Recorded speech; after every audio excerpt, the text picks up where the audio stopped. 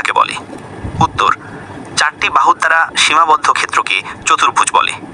যেমন, চতুর্ভুজ বিভিন্ন প্রকার হয়ে থাকে। চতুর্ভুজের প্রকারগুলো নিম্নরূপ: 1. বর্গক্ষেত্র, যে চতুর্ভুজের চারটি বাহুই পরস্পর সমান ও সমান্তরাল এবং কোণগুলো সমকোণ তাহাকে বর্গক্ষেত্র বলে। 2.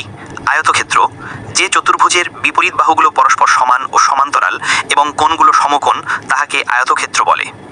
3.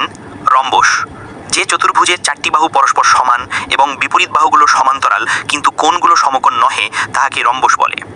4.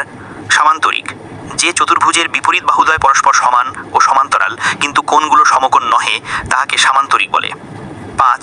ট্রাপিজিয়াম, যে চতুর্ভুজের দুটি বাহু সমান্তরাল কিন্তু সমান নয় এবং দুটি কোণ সমকোণ তাহাকে ট্রাপিজিয়াম বলে। 6.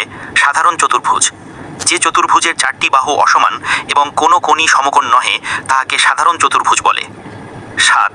পঞ্চভুজ, 5টি বাহু দ্বারা সীমাবদ্ধ ক্ষেত্রকে পঞ্চভুজ বলে। 8. ষড়ভুজ, 6টি বাহু দ্বারা সীমাবদ্ধ ক্ষেত্রকে ষড়ভুজ বলে। 9. পরিসীমা, যে কোনো ক্ষেত্রের বাহুগুলির দৈর্ঘ্যের সমষ্টিকে পরিসীমা বলে। 10. কর্ণ, যে কোনো চতুর্ভুজের বিপরীত দুটি কৌণিক বিন্দুর সংযোগ রেখাকে উহার কর্ণ বলে। 11. মধ্যমা, কোনো ত্রিভুজের শীর্ষবিন্দু উহার বিপরীত বাহুর মধ্যবিন্দু পর্যন্ত যে রেখা টানা হয় তাহাকে মধ্যমা বলে। 12. অতিভুজ, সমকোণী ত্রিভুজের সমকোণের বিপরীত বাহুকে অভিগ বলে।